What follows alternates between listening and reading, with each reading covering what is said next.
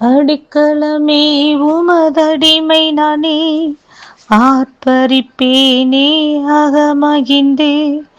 கர்த்தர் நீர் செய்த நன்மைகளையே நித்தம் நித்தம் நான் நினைப்பேனே. கர்த்தர் நீர் செய்த நன்மைகளையே நித்தம் நித்தம் நான் நினைப்பேனே. பாவங்களை பாராதென்னை பற்றி கொண்டீரே, சாபங்களை நீக்கி சுத்தம் உள்ளம் தந்தீரே. பாவங்களை பாராதென்னை பற்றி கொண்டீரே, சாபங்களை நீக்கி சுத்தம் உள்ளம் தந்தீரே. இரட்சண்யத்தின் சந்தோஷத்தை திரும்ப தந்தீரே, உற்சாக ஆவி என்னை தாங்க செய்தீரே. இரட்சண்யத்தின் சந்தோஷத்தை திரும்ப தந்தீரே, உற்சாக ஆவி என்னை தாங்க செய்தீரே. அடைக்கலமே உமதடிமை நானே, ஆர்ப்பரிப்பேனே அகமகிழ்ந்தே. கர்த்தர் நீர் செய்த நன்மைகளையே நித்தம் நித்தம் நான் நினைப்பேனே. கர்த்தர் நீர் செய்த நன்மைகளையே நித்தம் நித்தம் நான் நினைப்பேனே. Praise the Lord. கர்த்தருடைய பரிசுத்த நாமத்திற்கு ஸ்தோத்திரம். 2 சாமுவேல் 7வது அதிகாரம் 23வது வசனம்.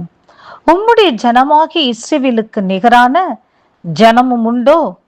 பூலோகத்து ஜாதிகளில் இந்த ஒரே ஜாதியை தேவன் தமக்கு முன்பாக மீட்கிறதற்கும் தமக்கு கீர்த்தி விளங்க பண்ணுகிறதற்கும் ஏற்பட்டாரே. தேவரீர் எகிப்திலிருந்து மீட்டு கொண்டு வந்த உம்முடைய ஜனத்திற்கு முன்பாக பயங்கரமான பெரிய காரியங்களை நடத்தி உம்முடைய தேசத்திற்கும் அதிலிருந்த ஜாதிகளுக்கும் அவர்கள் தேவர்களுக்கும் ஒரு மகிமையை விளங்கச் செய்து உம்முடைய ஜனமாகிய இஸ்ரவேல் என்றைக்கும் உம்முடைய ஜனமாய் இருப்பதற்கு அவர்களை திடப்படுத்தி கர்த்தராகி நீதாமே அவர்களுக்கு தேவனானீர். ஆம் பிரியமானவர்களே, அவருடைய ஜனமாகிய இஸ்ரவேல் என்றைக்கும்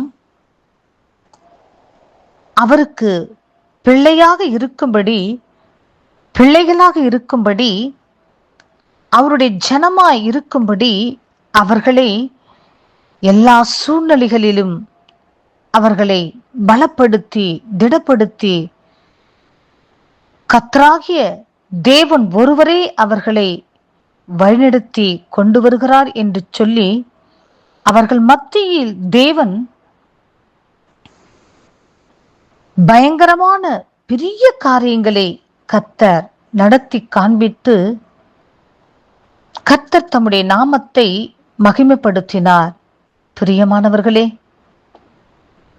அவருடைய ஜனமாகிய இஸ்ரவேலுக்கு நிகரான ஜனம் உண்டோ என்று கர்த்தர் காண்பித்தார். பூலோகத்தில் இருக்கிற அத்தனை ஜாதிகளிலும் அவரால் அழைக்கப்பட்ட இஸ்ரவேல் மக்கள் மாத்திரமே, அந்த ஜாதியை மாத்திரமே தேவன் தமக்கு ஜனமாக மீட்டு கொண்டு அவர்களுக்கு தமது கீர்த்தியை விளங்க பண்ணி எகிப்திலிருந்து மீட்டு கொண்டு வந்த இஸ்ரவேல் மக்கள் ஒருபோதும் வெட்கப்பட்டு போகக்கூடாது, ஒருபோதும் அவர்கள் துக்கப்படக்கூடாது, ஒருபோதும் அவர்கள் இந்த உலகத்தின் பிடியில் சிக்கிக்கொள்ளக்கூடாது என்று சொல்லி தேவன் தம்முடைய ஜனத்திற்காக யுத்தம் செய்து தம்முடைய ஜனத்திற்கு முன்பாக பயங்கரமான பெரிய காரியங்களை நடத்தி அவர்களை பாலும் தேனும் ஓடுகிற கானான் தேசத்துக்கு அழைத்து வர வேண்டும் என்று சொல்லி அவ்வளவாய் தேவன் பிரயாசப்பட்டு